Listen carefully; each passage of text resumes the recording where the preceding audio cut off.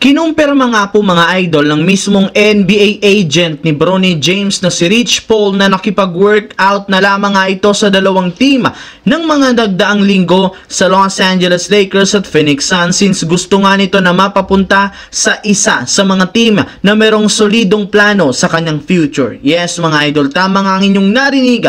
Wala nga pong pakialam si Rich Paul kung alin man sa kupunan na ito, bagkus ang mahalaga sa kanya mabigyan nila ito ng sapat na atensyon. Kaya nilinaw rin naman niya ngayon na hindi lang naman nga po Lakers at Suns ang pwedeng makakuha kay Bronny, gayong may ibang mga teams ang maaaring kumuha sa kanya sa NBA draft. Sila nga ay ang Dallas Mavericks at Toronto Raptors na parehong nagbigay na ng kanilang interes sa pagkuha kay Bronny. As of today, inaasahan na nga pong makukuha si Bronny James sa second round base sa pinakahuling inilabas na mock draft ng liga. Ngunit maaari para naman nga itong magbago kung may isang kupunan ng desperadong kumuha sa kanya sa first round. Samantala, sa pagkakabigo nga po mga idol ng Dallas Mavericks sa NBA Finals, ayaw nga po ng kanilang team na mag-aksaya ng oras dahil kasalukuyan na rin naman nga silang gumagawa ng iba-ibang plano para mapalakas ang lineup. Bagamat man naging maganda at maayos ang kanilang kampanya papasok sa Finals,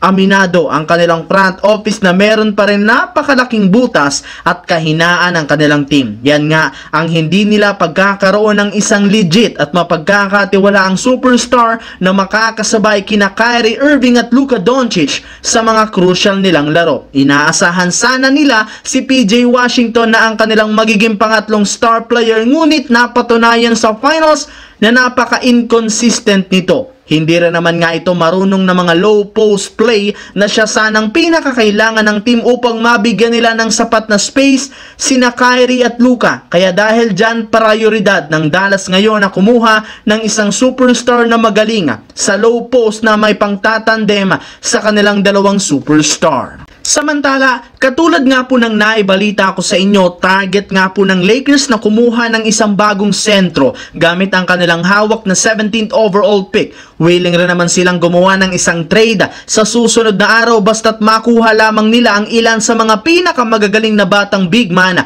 na papasok ngayon sa liga, kagaya na lamang ni Kelly Oubre at si Zach Edey na plano nga po nilang ipagsama kay Anthony Davis. Ngunit dahil nga kakailanganin pa ng mga ito na mag-adapt ng bagong environment at playing style, maghihintay pa nga ang Lakers ng ilang buwan o taon bago nila magamit ng maayos ang dalawang ito. Kaya mapipilitan na naman nga ang kanilang team na kumuha muli ng isa pang bagong sentro sa free agency, gayong alam nga po ninyo na inaasahan na hindi babalik sa kanilang lineup si Jackson Hayes sa pagtanggi nito ng kanyang natitirang player option. Kaya expected na isa ang Lakers sa makikipag-agawan agad sa mga available na big man sa free agency simula sa July 1. Ang videong ito ay hatid sa inyo ng 1xBet. Suportahan at manalo sa inyong paboritong kupunan. Maaaring makakuha up to 12,000 cash bonus sa inyong first deposit gamit ang aking promo code. Pag tama prediction mo, panalo ka. Pindutin lamang ang link sa comment section at mag-register gamit ang inyong GCash account para makapag-cash in at cash out. Isang paalala, tumaya ng responsable. So yun lamang mga idol ang ating bagong video na ating pinag-usapan ngayon dito. Once again, this is your J-Zone TV. Huwag kalimutang mag-like, mag-subscribe, pindutin ang notification bell sa akin channel para lagi kayo maging updated sa mga videos na pinapalabas ko. Isang malaking shoutout sa lahat mga idol. Maraming salamat po.